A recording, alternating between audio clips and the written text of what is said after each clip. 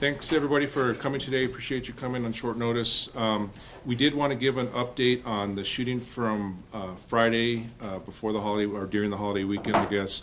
We wanted to hit a couple of things, including an update on the investigation, but also talk about the larger issue of active shooters versus not active shooters, and kind of how this all played out and what our response was. So with that, I'll turn it over to Chief Medina.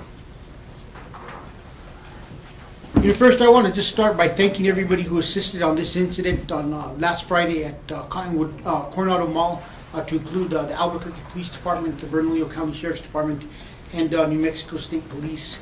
I think it's important that we acknowledge that this incident shook the community to its very core. It was within minutes, and I was out of town, and I was just getting phone call after phone call of individuals or text messages asking me if I knew what was going on. Fortunately, we did have officers on scene and very close, and actually Deputy Chief Josh Brown was checking on a nearby protest when I gave him a phone call, and he, within minutes, was arriving on scene trying to figure out what was going on. And it's these types of incidents that really bring fear to some of our residents within the community. This is a major shopping center. This is the biggest shopping day of the year, and it's disappointing that the behavior of a few individuals could shed such a negative cloud on our city and all the work that's been done within Albuquerque. We're thankful that nobody was injured during this shooting at the mall, and or during the mall evacuation, as we looked at video on how individuals were evacuating. And that's part of why we're here today, is we want to give some explanations and make sure that individuals know different terminologies and make sure we know how to get this information out, because like I stated, it came in as an active shooter, and it truly doesn't meet the definition of an active shooter, and a lot of protocols went into place, and we're working to get more information out sooner. We will be working with the state legislature to see if we could get additional funding. I think it'd be important for us to have ShotSpotter available at all of our major shopping districts, whether it's uptown or the Cottonwood area on the west side. Although this wasn't an actual active shooter, we wanted to take the opportunity to educate the public, like I stated, on this situation and how different situations are handled. We actually saw video where the individual fired the shot outside of the mall. Individuals fled out of the mall through that door, which is probably not the safest of things for individuals to be doing, but I think that's just part of the hysteria and the things that were occurring at the mall at the time. And we want to make sure that people would understand and know what law enforcement's going to be doing and what law enforcement's roles are in these situations and how we handle these situations. And we have a couple of members from our tactical section here, and a former member from our tactical section, Mick Rell and Josh Richards, will talk a little bit about that as we go forward. I also would like to reiterate that our officers will continue to respond to these incidents, and we'll continue to have a large presence in our shopping districts over the course of the holiday season. We stated that Operation Sticky Fingers would have officers in these areas 7 days a week, and we will continue. The people of Albuquerque are tired of the criminal activity that sometimes is occurring, and our officers will remain proactive and will continue to work hard to ensure that we continue to deter the criminal element.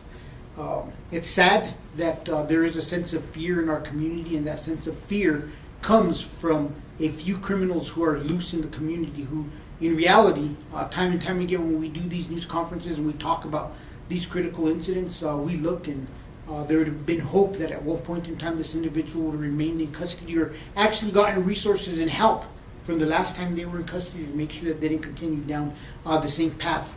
Although this is a young individual involved in this situation, we've had our struggles. We've talked about the accountability for those at a young age. I applaud the DA. I saw yesterday he was talking to young kids about the dangers of firearms and what these firearms and the impact they have on the community. But with more on the specific incident itself, I'm going to go ahead and turn it over to Commander Kyle Hartsock, and he's going to give an update as to where we are on the investigation and how everything rolled out. Thank you. As Commander comes up, we will play 3 quick videos on just the surveillance footage.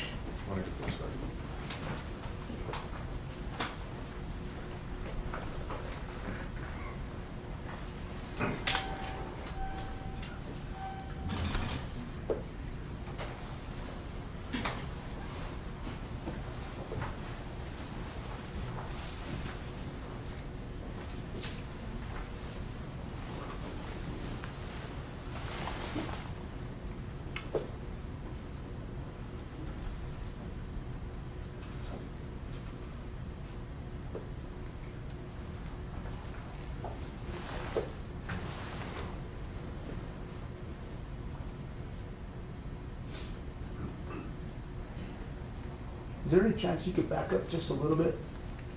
Thank you.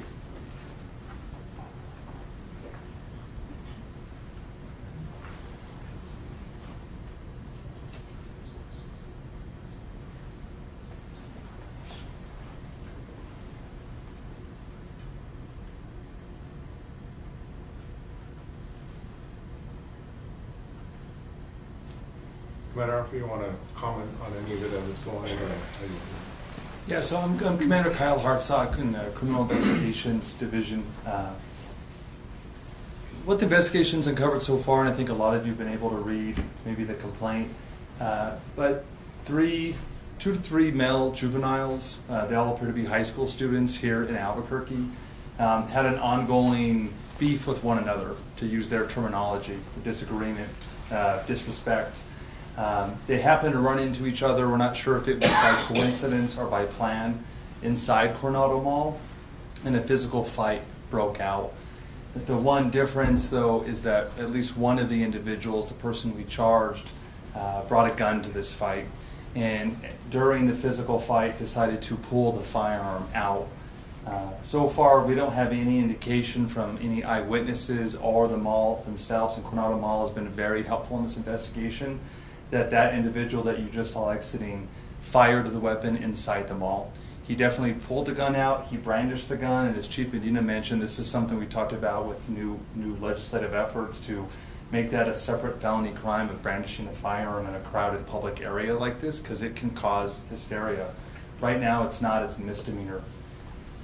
One of the other individuals somewhat gave chase to the armed individual, which again, as Chief Medina pointed out, we would never encourage.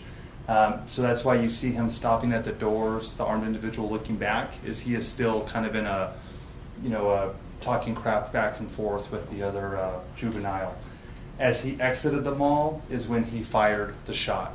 So the shot was fired just outside the entrance, somewhere in that courtyard area of Coronado Mall. And detectives that night, with the help of AFR, were able to locate a bullet hole in the Coronado sign, actually affixed to the building. We did recover, I think, at least a partial projectile from the sign and documented the damage to it, which is the subject for the basis for the charge of shooting an occupied dwelling. The crimes that happened inside were all essentially misdemeanors, but you can see the hysteria that gets caused right when that shot gets fired. The male individual was seen on video exiting the parking lot, not in a car, just on foot. And since then, we did receive a call for service nearby this area where we believe we have recovered the possible firearm that was used. It was thrown into a bush, is what it looks like. An unrelated witness discovered the gun and called us. We've collected it. It's still under investigation. If it's definitely the weapon that was used, we believe it is the weapon that was used. We don't have any information on its origins just yet. That's still under investigation, but we plan to aggressively pursue that, as well as where did this freshman in high school get this gun.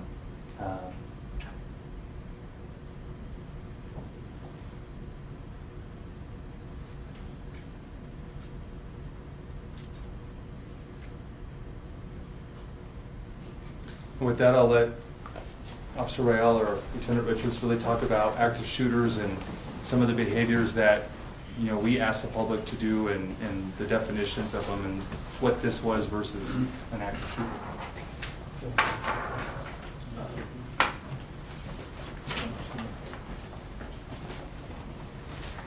Could you guys stand by the podium, please? Yes. Thanks.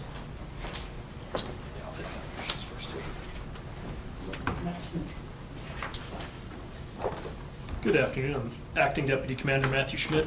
So one of the biggest things that we really wanted to stress is the difference between an active shooter and a shooting that happened to take place in a populated area. So the definition that the department subscribes to for active shooter, which is also the same one that the FBI uses, Department of Homeland Security, the U.S. Department of Education, is an individual who's actively engaged in killing or attempting to kill people in a confined and populated area. So in this instance, and I know it's been brought up several times, this isn't meeting the definition for an active shooter because there was a round that was fired. But it wasn't something where somebody was attempting to cause mass casualties. It wasn't something where they were actively attempting to kill people. So this was a shooting that took place in a populated area, but it wasn't something that we would consider or the federal government would consider an active shooter. So with that, I'll turn it over to Officer Rael. Good afternoon. So one of the questions is what to expect when we have a situation like this, whether it's an actual active shooter or a shooting in a populated area.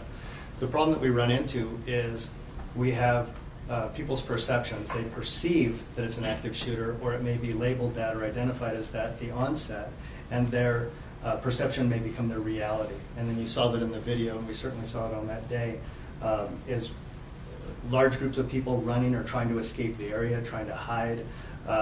And so what we want to kind of explain is what is our response going to be from the law enforcement side? And certainly our response is what you saw that day was to introduce officers into that area as quickly as possible, with the overriding goal for us is to stop that activity or stop that action as quickly as possible. How are we going to stop it? We're going to stop it by either overt surrender. We're going to stop it by barricading the subject and then turning it into a tactical activation, or by some sort of force, some use of force. Again, we want to contain these in the least amount of force possible. That's our goal. But we need the public to know that we are going to respond immediately. We're not going to wait. We're going to form up in teams of 1, 2, 3 as quickly as possible, and we're going to be moving towards that threat. How we're going to identify that threat is through visual ID. We see something, we have a cue, an audible cue, we have reports of gunfire, we can actually hear it, or we see people running from a certain direction, or intelligence-based cues. They're giving us, we have citizens on scene that are telling us where the bad guy is, or where the danger or threat is, or we're getting that through dispatch from calls for service or through mall security in this case. So we're going to be moving as quickly as possible and as safely as possible to that threat immediately. So that's going to be consistent, whether it's at Coronado Mall or whether it's at a church or school. This is our direct threat ideology. So with that, what we're going to be asking of the public is to aid us in this. So as you saw, we had people that were trying to escape the building. They're trying to flee.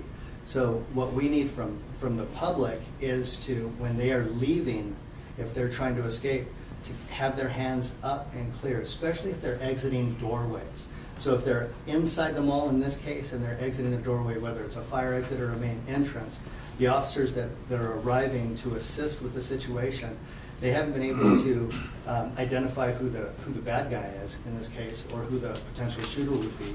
So we have to make that threshold diagnosis quickly as those people are exiting. What will aid us in this is to have your hands up and empty. We don't want you to have a phone in your hand. We don't want you to have anything in your hand, no purses, no bags, so that we can readily identify that you are not a threat as you're exiting that building. That'll help us to clear that venue as quickly as possible. We'll be able to bypass those individuals and move directly to that threat or that danger area that we believe that the suspect may be at. Lieutenant Josh Richards, Special Operations Division Tactical Section. Let me just piggyback on that. When my officers arrive on scene, we're going to develop into small groups. We're going to insert them into that situation if there is still an active threat. And then they are going to go point threat. They're moving directly to that threat through some sort of stimulus that they observe, they hear, or that is being given to them through intelligence from security, the incident commander that's on scene. For the public, the best thing for them to know is that they are not going to be stopping to discuss with the public. So we need their hands up. We need them to follow the concise directions they're given, and then understand my officers are moving past them. That is not because we don't value what they have to tell us or we're not concerned for them, but my officers are going to contain that threat and to stop that threat. If we can contain it, we'll move to our barricade procedures. But just for the public, the biggest thing is to know that when we go in that environment, they're moving past you, so they're going to need ID you right away with your hands up and clear. They're going to give you commands on which way you need to continue moving in an orderly fashion, and then they're going past you. So that's the biggest thing for the public, just understanding our response in that situation. As far as Friday went, we were able to get there in a timely manner, understand things had kind of changed, and so my officers were staged outside. But if there was something for them to go do, that's how they're going to move in that environment, in small unit teams. Chief? You know, just a couple things is, and I think it's important just to point out that we recognize and remember that the Albuquerque Police Department, our policy is we will not wait for additional resources. If there are active shots being fired, officers will immediately deploy. And I think we saw this in this incident that the mall was swarmed with officers within minutes. But that is our job, is to make sure that no other further life is lost if there is shots actively being fired.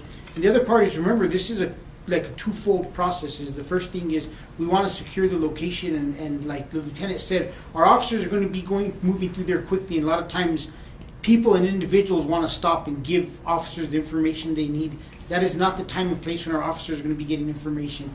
We will be following up with an investigation. You could always call 242 cops. We'll always have portals where video can be downloaded. But our first goal is to make sure that the scene is secure, that our officers are stopping any threats that may be there. And then we will move to an investigative phase, kind of how we did on this. And es muy importante que las personas en Albuquerque saben que si hay alguien con un arma y los policías piensen que ellos están haciendo algo, a otros van a entrar de una vez a ser cierto que paran a esa persona y no mata a alguien, o va a hacer más cosas las personas que están ahí. So I think it's important that, you know, we talk about that. Our officer's goal is immediately stop that threat, and then we will pick up the investigation part afterwards. But with that, Two more videos will show of officers.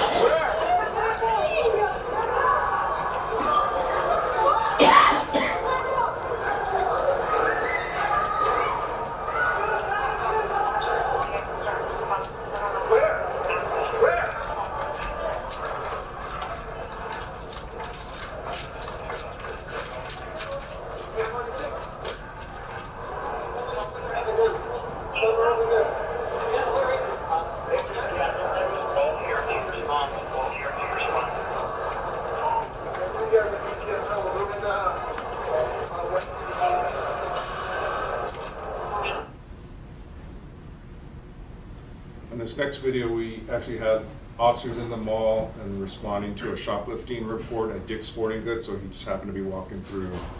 You'll see the reaction of the people.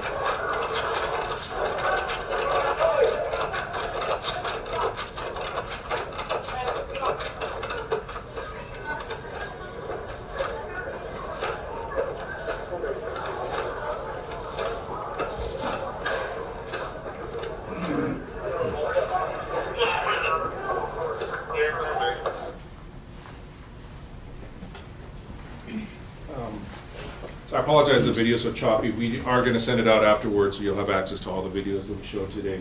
One final thing, I just want to talk a little bit about the role of the media and the role of communications after this. I was on call that day and I put out the first tweets. We do want to encourage everyone, the public, if they're looking for information, which a lot of people were, our Twitter account will be the main official kind of access point for the public. So if you can convey that to the public, and we'll put that out as much as we can. Obviously, I do put out a news release that goes to the media, and our first concern was, what I got from the command staff was that there was no active shooter at that point. They wanted to get that point across, so that's why I led with a tweet saying that.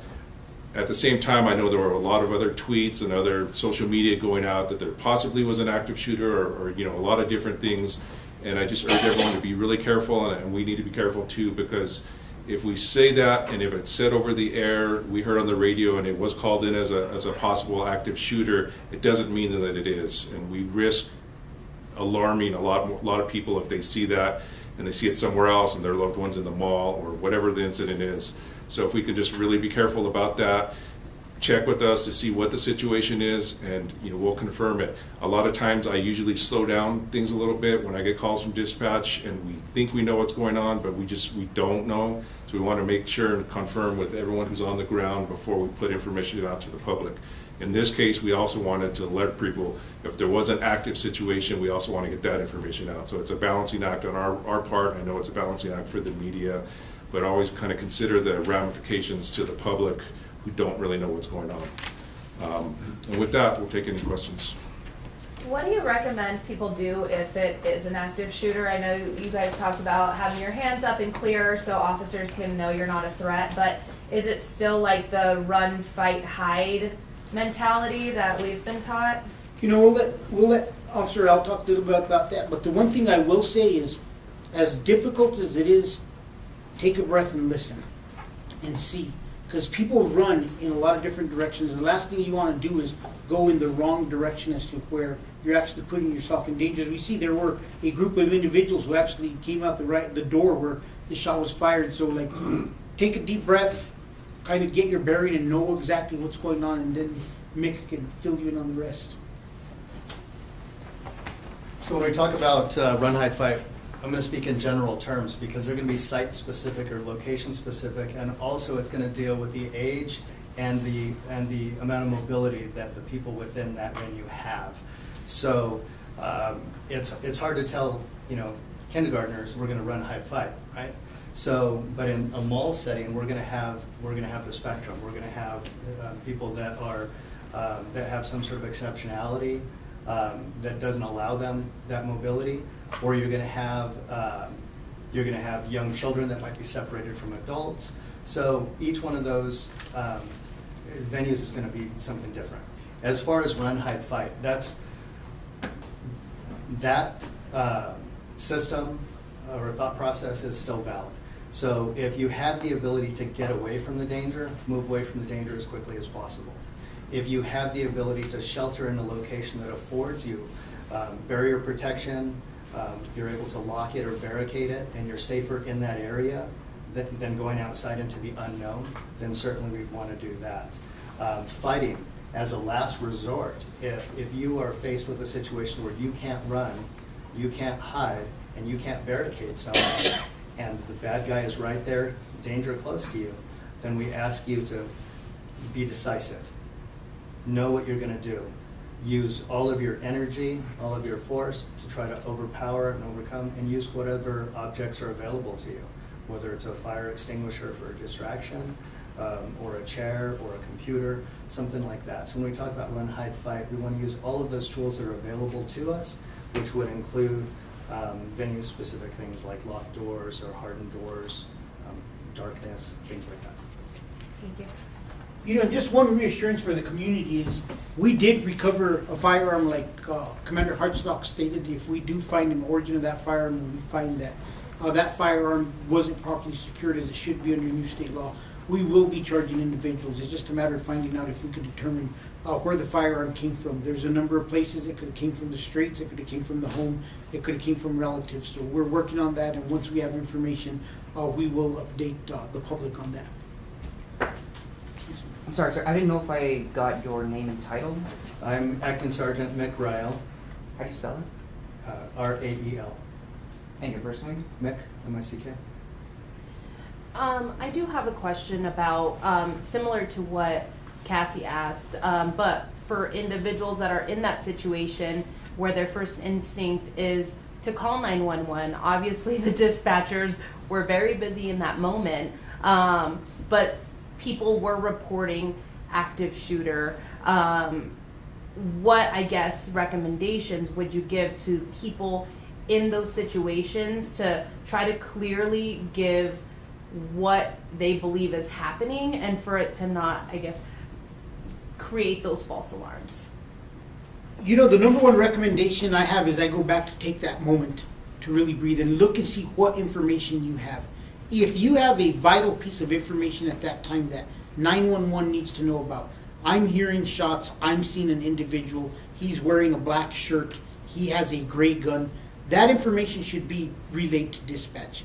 If you're not seeing or have any information that dispatch needs to get, you could always report this at a later time. But one of the biggest issues we see during situations like this is we get criticism. I couldn't get through with 911.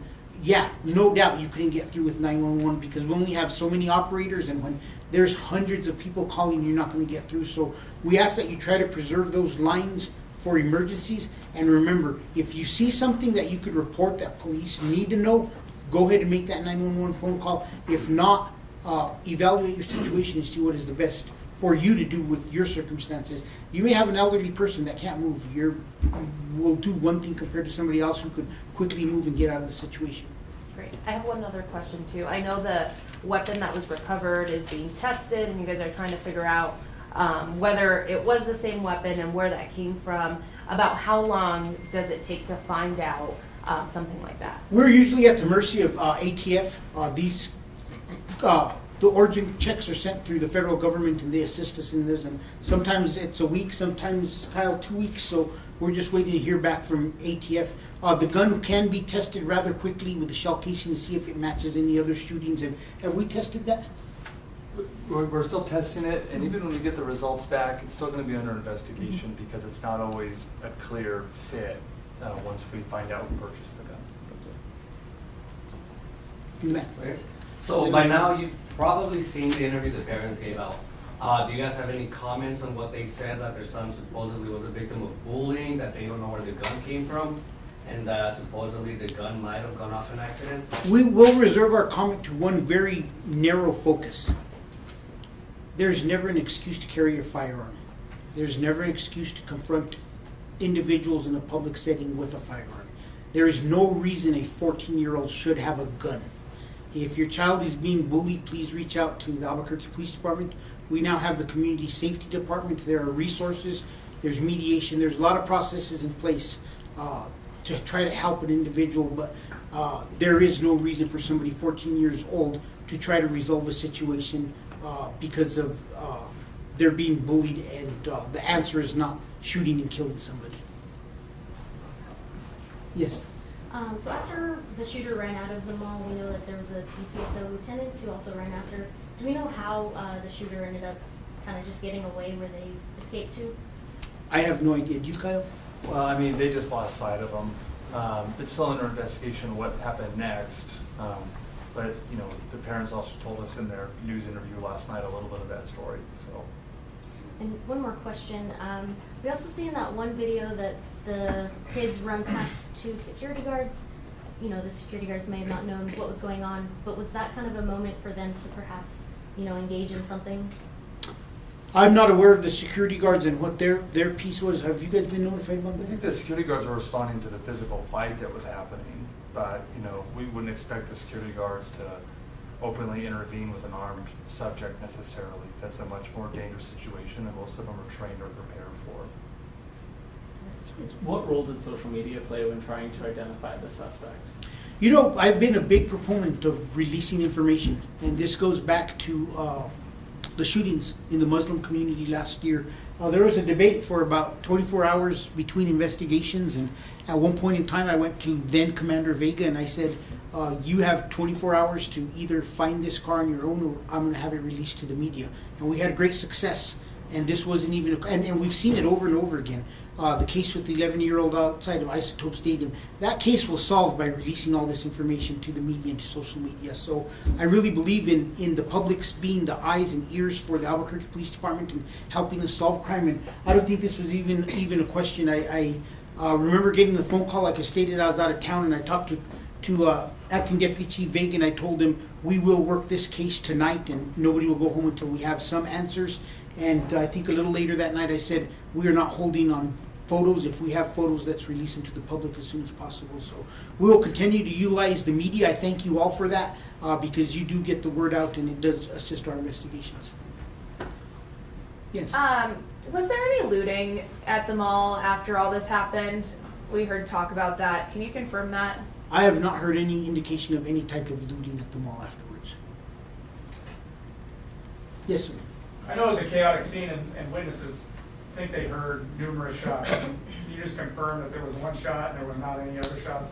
The evidence we have gathered, the information we have at this point in time is indicating one single shot fired, and we have no other information, no other evidence indicating otherwise. It doesn't mean that we won't find or come across something later, or a video may surface later that would challenge that, but as it stands right now, one shot fired outside of the mall. You mentioned they were high school students. Do you know what high school? You know school? We do. It's an APS high school. Any further than that, or? I don't know if it's going to complicate the investigation at this point, so I'd rather not say it. It's a good thing we asked him, I probably would have said. Any other questions? Okay, thank you, everybody. I'll send Thanks. out the links to the videos.